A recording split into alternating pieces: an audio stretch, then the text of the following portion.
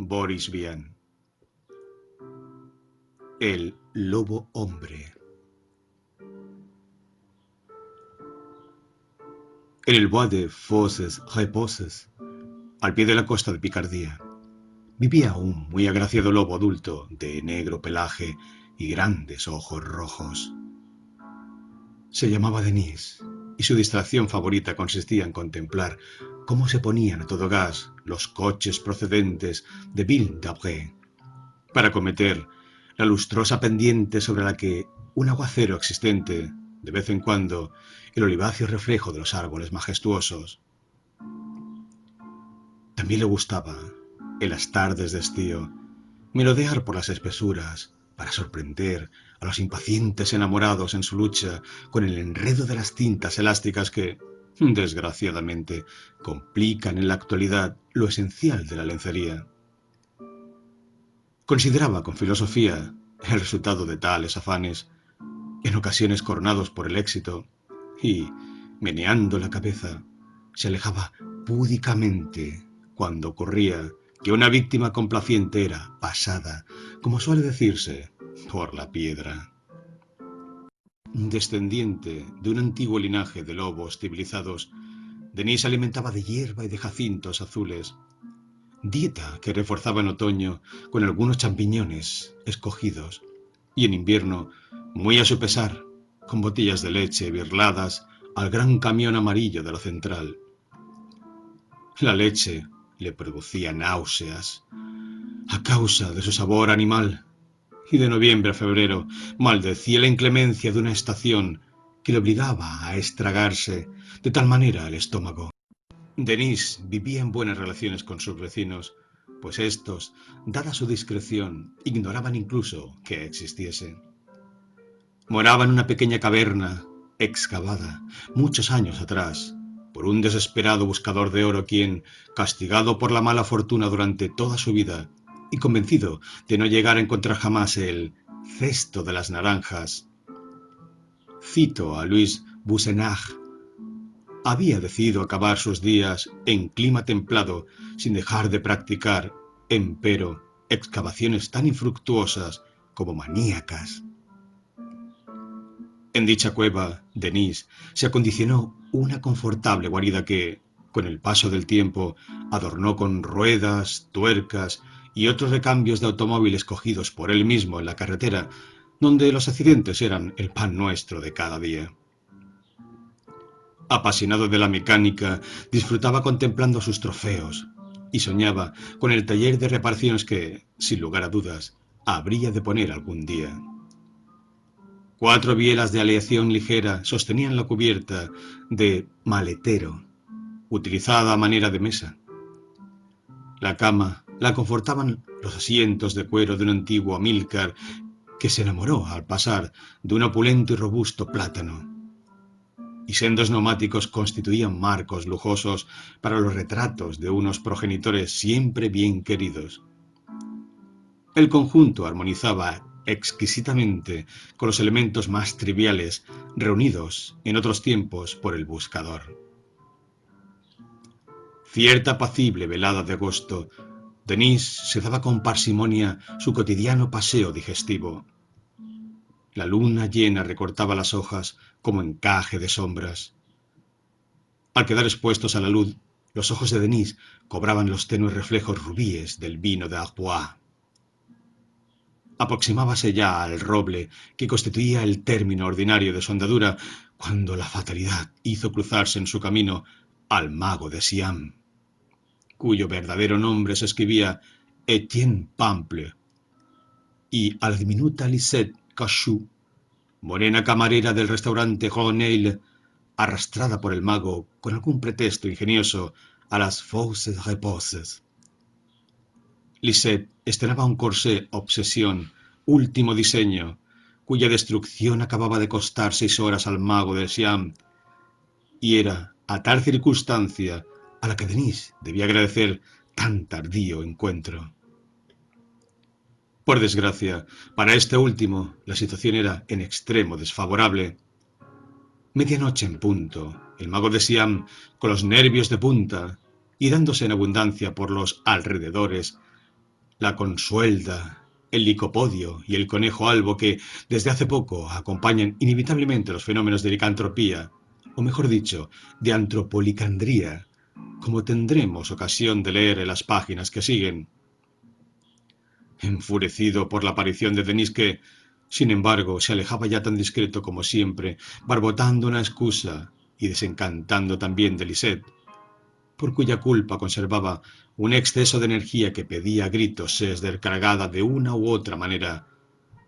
El mago de Sián se abalanzó sobre la inocente bestia, mordiéndole cruelmente el codillo.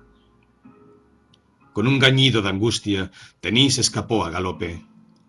De regreso a su guarida se sintió vencido por una fatiga fuera de lo común y quedó sumido en un sueño muy pesado, entrecortado por turbulentas pesadillas. No obstante, poco a poco fue olvidando el incidente y los días volvieron a pasar tan idénticos como diversos. El otoño se acercaba y con él las mareas de septiembre, que producen el curioso efecto de arrebolar las hojas de los árboles. Denis se atracaba de níscalos y de setas, llegando a atrapar a veces alguna peciza casi invisible sobre su plinto de cortezas, mas huía como de la peste de la indigesta lengua de buey. Los bosques, a la sazón, se vaciaban a muy temprana hora de paseantes, y Denis se acostaba más temprano. Sin embargo, no por eso descansaba mejor, y en la agonía de noches entreveradas de pesadillas se despertaba con la boca pastosa y los miembros agarrotados. Incluso sentía menguar paulatinamente su pasión por la mecánica, y el mediodía le sorprendía cada vez más con frecuencia, amodorrado y sujetando con una zarpa inerte el trapo con el que debía haber lustrado una pieza de latón cardenillo. Su reposo se hacía cada vez más desasosegado y a Denis le preocupaba no descubrir las razones. Tiritando de fiebre y sobrecogido por una intensa sensación de frío, en mitad de la noche de luna llena, despertó brutalmente de su sueño. Se frotó los ojos, quedó sorprendido del extraño efecto que sintió y a tientas buscó una luz. Tan pronto como hubo conectado el soberbio faro que le legase algunos meses atrás un enloquecido Mercedes, el deslumbrante resplandor del aparato iluminó los recovecos de la caverna. Titubeante, avanzó hacia el retrovisor que tenía instalado justo encima de la coqueta y, si ya le había asombrado darse cuenta de que estaba de pie contra las patas traseras, aún quedó más maravillado cuando sus ojos se posaron sobre la imagen reflejada en el espejo.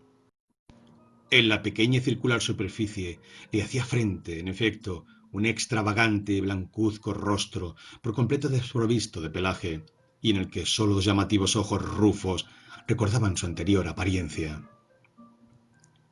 Dejando escapar un breve grito inarticulado, se miró el cuerpo y al instante comprendió la causa de aquel frío sobrecogedor que le atenazaba por todas partes. Su abundante pelambrera negra había desaparecido. Bajo sus ojos se alargaba el malformado cuerpo de uno de estos humanos de cuya impericia amatoria solía con tanta frecuencia burlarse. Resultaba forzoso moverse con presteza. Denis se abalanzó hacia el baúl atiborrado de las más diferentes ropas, reunidas según el caprichoso azar de la sucesión de los accidentes.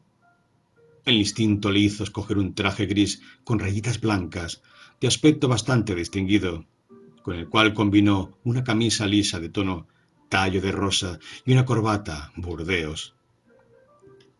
Cuando estuvo cubierto con tal indumentaria, admirado todavía de poder conservar un equilibrio que en absoluto comprendía, empezó a sentirse mejor, y los dientes cesaron de castañetearle.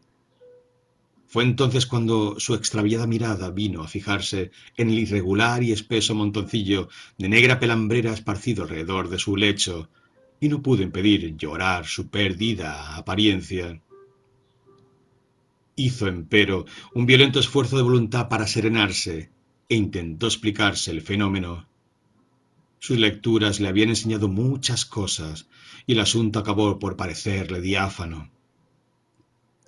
El mago de Siam debía ser un hombre lobo, y él, Denis, mordido por la alimaña, acababa de convertirse recíprocamente en ser humano. Ante la idea de que debía disponerse a vivir en un mundo desconocido, en un primer momento se sintió presa de pánico. ¿Qué peligros no habría de correr como hombre entre los humanos? La evocación de las estériles competiciones a que se entregaban día y noche los conductores en tránsito de la Côte de Picardie le participaba simbólicamente la atroz existencia a la que, de buena o mala gana, sería preciso adaptarse. Pero luego reflexionó. Según todas las apariencias, y si los libros no mentían, la transformación habría de ser de duración limitada. Y en tal caso, ¿por qué no aprovecharla para hacer una incursión en la ciudad? Llegados a este punto, preciso es reconocer que determinadas escenas entrevistas en el bosque se reprodujeron en la imaginación del lobo sin provocar en él las mismas reacciones que antes. Al contrario, se sorprendió incluso pasándose la lengua por los labios, cosa que le permitió constatar de paso que, a pesar de la metamorfosis, seguía siendo tan puntiaguda como siempre. Volvió al retrovisor para contemplarse más de cerca. Sus rasgos no le disgustaron tanto como había temido. Al abrir la boca pudo constatar que su paladar seguía siendo de un negro llamativo, y por otro lado, que también conservaba incólume el control de sus orejas, tal vez una pizca sospechosas por ser, en exceso, alargadas y pilosas. Mas consideró que el rostro que se reflejaba en el pequeño y esférico espejo, con su forma oval, un algo prolongada, su pigmentación mate y sus blancos dientes, haría un papel aceptable entre los que conocía. Así que, después de todo, lo mejor sería sacar partido de lo inevitable y aprender algo de provecho para el porvenir. Consideración, no obstante, la cual un ramalazo de prudencia le obligó antes de salir a hacerse con unas gafas oscuras que, en caso de necesidad, atemperarían la rojiza brillantez de sus cristalinos.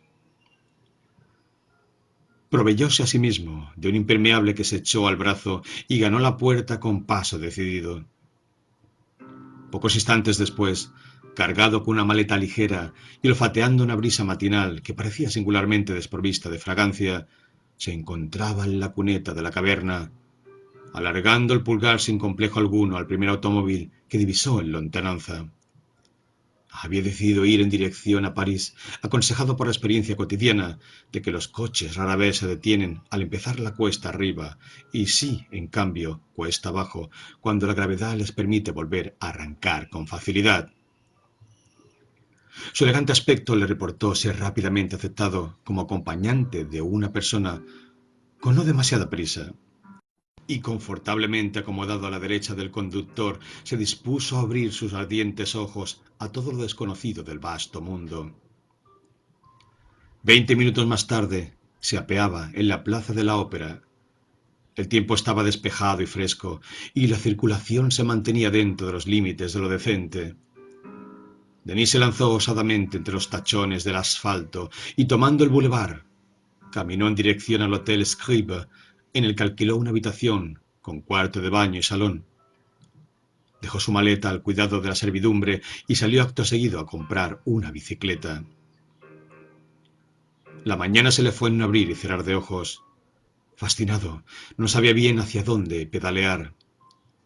En el fondo de su yo experimentaba, sin lugar a dudas, el íntimo y oculto deseo de buscar un lobo para morderle, pero pensaba que no le resultaría demasiado fácil encontrar una víctima y, por otro lado, quería evitar dejarse influenciar en demasía por el contenido de los tratados.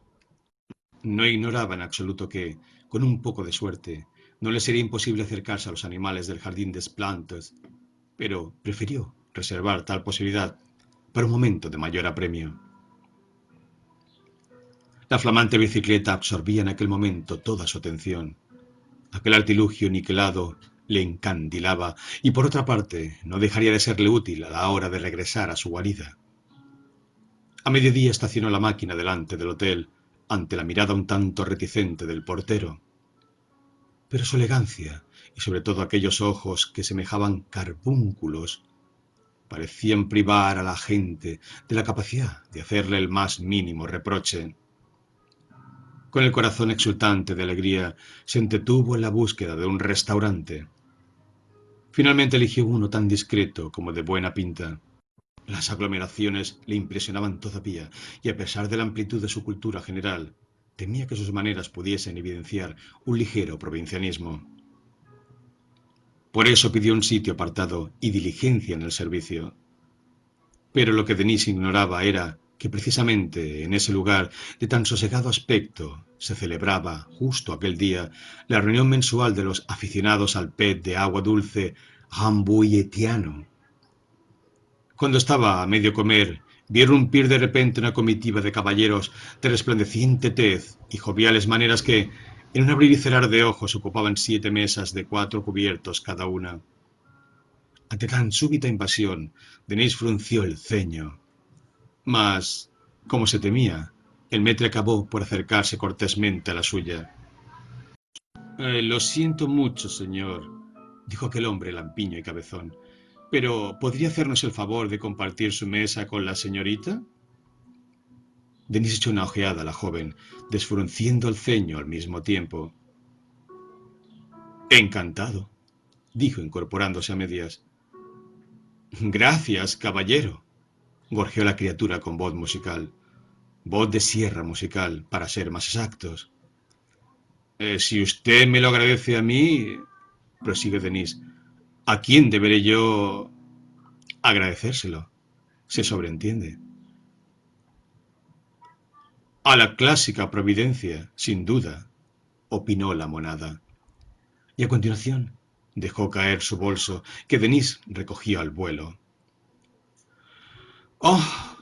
Exclamó ella. Tiene usted unos reflejos extraordinarios. Sí, confirmó Denis. Sus ojos son también bastante extraños, añadió la joven al cabo de 5 minutos. Los veo parecidos a... Ah, comentó Denis. A granates, concluyó ella. Es la guerra, musitó Denis. No lo entiendo. Quería decir, explicó Denis, que esperaba que le recordasen a Rubíes, pero al oír que solo ha dicho granates, no he podido por menos que pensar en restricciones, concepto que, por una relación de causa-efecto, me ha llevado acto seguido al de la guerra. ¿Estudió usted ciencias políticas? Preguntó la morenita. Le juro que no volveré a hacerlo. Lo encuentro bastante fascinante, aseguró llanamente a la señorita que, entre nosotros, lo había dejado de ser muchas ya, más veces de las que pudiera contar. De buena gana le devolvería el piropo, pero, pasándolo al género femenino, expresóse Denis, maldigalesco. Salieron juntos del restaurante. La lagarta confió al lobo, convertido en hombre que, no lejos de allí, ocupaba una encantadora habitación en el hotel de Pasapurés de Plata. ¿Por qué no viene a ver mi colección de grabados japoneses? Acabó susurrando al oído de Denis. ¿Sería prudente? Inquirió éste. ¿Su marido, su hermano o algún otro de sus parientes no lo vería con inquietud? Digamos que soy un poco huérfana, gimió la pequeña, haciéndole cosquillas a una lágrima con la punta de su ahusado índice. Una verdadera lástima, comentó cortésmente su distinguido acompañante. Al llegar al hotel creyó darse cuenta de que el recepcionista parecía llamativamente distraído. También constató que tanta felpa roja amortiguante hacía diferir notablemente ese establecimiento de aquel otro en el que él se había alojado. Pero en la escalera se distrajo contemplando primero las medias y luego las pantorrillas, inmediatamente adyacentes de la señorita. En el afán de instruirse, la dejó tomar hasta 6 escalones de ventaja, y una vez que se creyó bastante instruido, apretó nuevamente el paso. Por lo que tenía de cómica, la idea de fornicar con una mujer no dejaba de chocarle, pero la evocación de fosses reposes hizo desaparecer finalmente aquel elemento retardatorio y muy pronto se encontró en condiciones de poner en práctica con el tacto los conocimientos que en el añorado bosque le entraran por la vista. Llegados a determinado punto, plugo a la hermosa a reconocerse, a gritos, satisfecha, y el artificio de tales afirmaciones mediante las cuales se aseguraba haber llegado a la cúspide, pasó inadvertido al entendimiento poco experimentado en ese terreno del bueno de Denis. Apenas si comenzaba éste a salir de una especie de coma bastante distinto de todo cuanto hubiese conocido hasta entonces, cuando oyó sonar el despertador. Sofocado y pálido, se incorporó a medias en el lecho y quedó boquiabierto, viendo cómo su compañera, con el culo al aire, dicho sea con todo respeto, registraba con diligencia el bolsillo interior de su americana. ¿Desea una foto mía?, dijo sin pensarlo 2 veces, creyendo haber comprendido. Se sintió halagado, pero, por el sobresalto que empinó la bipartita semiesfera que ante sus narices tenía, al instante se dio cuenta del inmenso error de tan aventurada suposición. Sí, querido mío, acabó por decir la dulce ninfa, sin saber muy bien si se le estaba o no tomando la cabellera. Denis volvió a fruncir el ceño, se levantó y fue a comprobar el contenido de su cartera. Así que es usted una de esas hembras cuyas indecencias pueden leerse en la literatura del señor Mauriac, explotó finalmente. Una prostituta, por decirlo de algún modo. Se disponía ella a replicar, ¿y en qué tono? Que se cagaba en tal y en cual, que se lo montaba con su cuerpo serrano y que no acostumbraba a tirarse a los pasmados por el gusto de hacerlo. Cuando un cegador destello procedente de los ojos del lobo antropomorfizado le hizo tragarse todos y cada uno de los proyectados exabruptos. De las órbitas de Denis emanaban, en efecto, 2 incesantes centellas rojas que, cebándose los globos oculares de la morenita, la sumieron en muy curiosa confusión. «Haga el favor de cubrirse y de largarse en el acto», sugirió Denis. Y para aumentar el efecto, tuvo la inesperada idea de lanzar un aullido.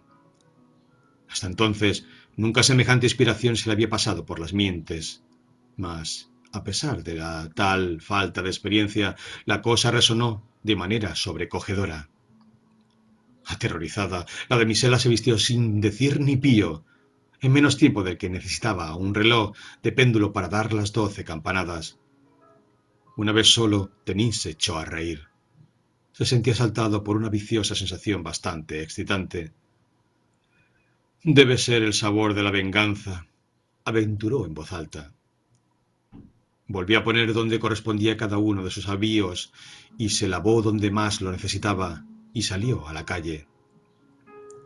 Había caído la noche. El bulevar resplandecía de manera maravillosa.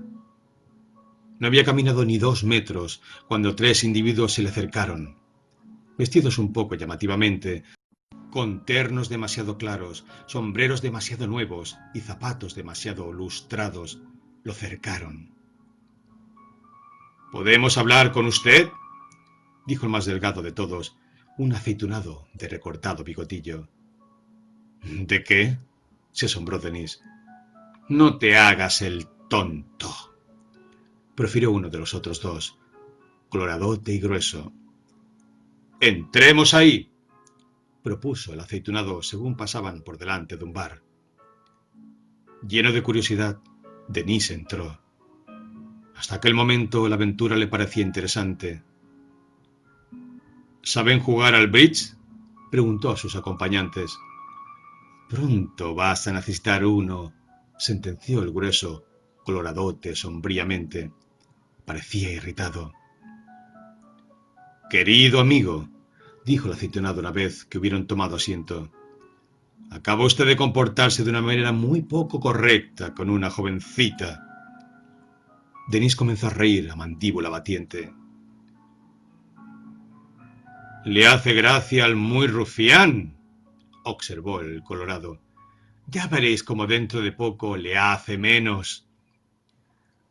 Da la casualidad, prosiguió el flaco, de que los intereses de esa muchacha son también los nuestros. Denis comprendió de repente. Ahora entiendo, dijo. Ustedes son sus chulos. Los tres se levantaron como movidos por un resorte.